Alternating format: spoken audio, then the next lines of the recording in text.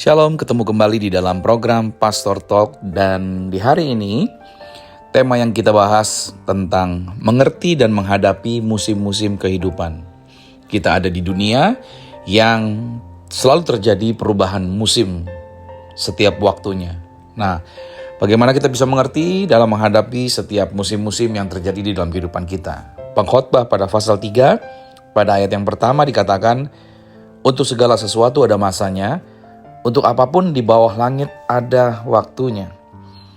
Kehidupan manusia itu tidak selalu berjalan di dalam satu garis yang lurus. Jadi kehidupan manusia itu selalu ada perubahan yang akan terjadi, yang akan dihadapi. Sama seperti bumi mengalami musim semi, musim panas, musim gugur, dan musim dingin, maka hidup kita juga pun penuh dengan berbagai musim. Ada suka dan duka, ada berkat dan tantangan. Nah, banyak orang hanya ingin hidupnya di dalam satu musim saja, yaitu musim berkat. Padahal Tuhan bekerja dalam semua musim. Garis bawahi di sini, Tuhan bekerja dalam segala musim. Nah, yang pertama yang kita pelajari adalah Allah menetapkan waktu untuk segala sesuatunya. Pengkhotbah 3 ayat 1-8 telah memberikan kita begitu besar jawaban yang nyata bahwa ada waktu lahir, ada waktu mati, ada waktu menanam, ada waktu menuai. Artinya kehidupan ini tidak stagnan. Ada musim menangis, ada musim tertawa. Tuhan itu adalah Tuhan yang berdaulat atas waktu dan atas musim. Tuhan itu tidak pernah salah waktu. Kita bisa salah waktu. Kita bisa lupa tanggal. Tidak dengan Tuhan. Dia selalu tepat waktu. Nah, kalau kita sedang ada di musim sulit hari ini, satu hal yang saya mau katakan, percayalah, musim itu tidak ada yang kekal. Tuhan yang memulai, Tuhan juga yang akan menyelesaikan. Saya tertarik kenapa musim itu tidak ada yang kekal. Kita lihat aja pada waktu tahun 2020 ketika virus COVID dinyatakan dan semua orang harus dirumahkan. Gak bisa berinteraksi dengan orang lain. Semuanya serba kebingungan. Pekerjaan dirumahkan. Segala kegiatan jauh lebih banyak di online. Dan perubahan-perubahan ini terjadi. Tapi itu adalah sebuah musim. Dan sebuah musim tidak berlangsung selamanya. Ternyata musim itu pun akhirnya berlalu juga. Nah, saudara harus pahami baik-baik. Musim itu tidak ada yang kekal. Yang kekal cuma Tuhan. Makanya Tuhan bekerja di segala musim. Itu sebabnya Tuhan selalu punya waktu yang terbaik untuk setiap musim yang kita hadapi. Jadi jangan menjadi gelisah dengan setiap perubahan yang ada. Ingat baik ini, perubahan itu hanya sementara, atau musim itu hanya sementara saja. Pelajaran yang kedua adalah ada musim menabur dan ada musim menuai. Dalam Galatia 6 ayat 9 dikatakan, jangan jemu-jemu berbuat baik, karena pada waktu yang tepat kita akan menuainya jika kita tidak menjadi lemah. Nah, dalam musim menabur, memang kita tidak langsung lihat hasilnya. Mungkin hari ini atau waktu ini adalah waktu di mana Anda sedang menabur. Dan mungkin kita tidak langsung melihat, seperti kebanyakan orang lain kayaknya sudah melihat hasil dan lain sebagainya. Tenang, Tuhan mengatakan apa yang kita tabur pasti kita akan tuai. Kenapa demikian? Karena Tuhan berjanji di musim yang tepat selalu akan ada tuaiannya. Nah, persoalannya banyak orang yang menyerah tepat sebelum musim menuai. Padahal kalau dia sudah menabur, teruslah melakukan yang terbaik. Teruslah bekerja dengan benar. Karena engkau akan masuk ke dalam musim menuai kalau engkau tidak putus di tengah jalan. Artinya tetaplah setia, jangan hanya setia di musim yang kayaknya nyaman dan enak.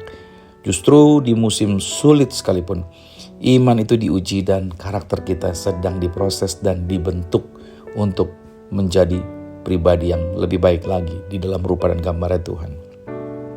Pelajaran yang ketiga, berbuah sesuai musim.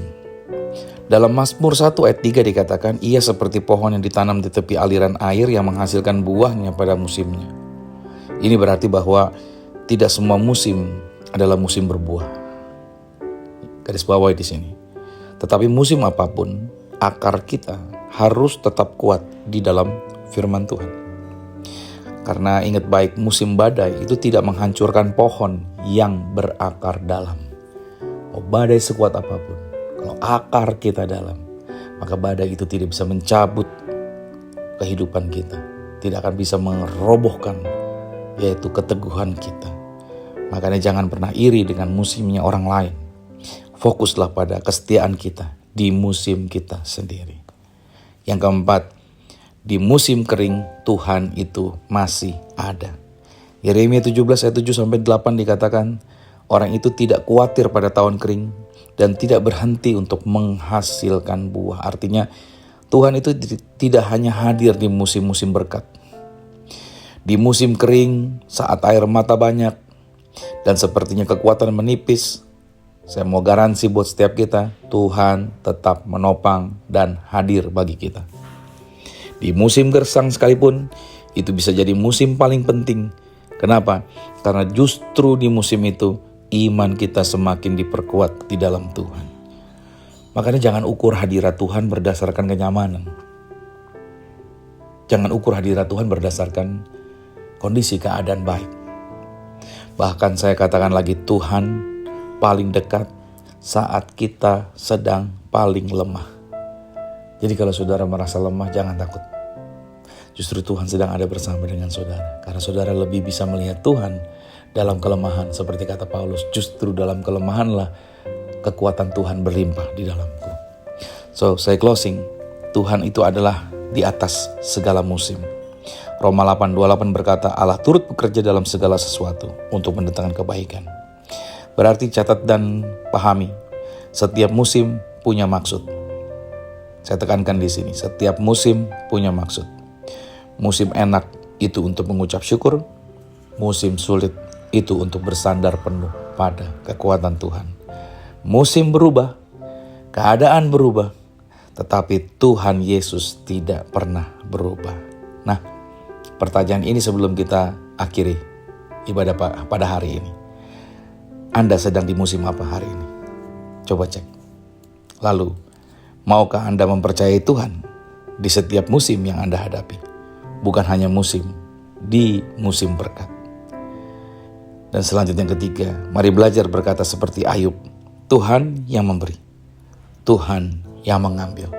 Terpujilah nama Tuhan. Berarti apapun yang saat ini ada di tangan kita, apapun yang saat ini sedang kita nikmati, apapun yang saat ini ada di hadapan kita, itu semua bukan punya kita. Kita hanya dipercayakan saja. So, pergunakan itu dengan sebaik-baiknya untuk kemuliaan bagi nama Tuhan. Selama kita hidup, itu dipercayakan buat kita.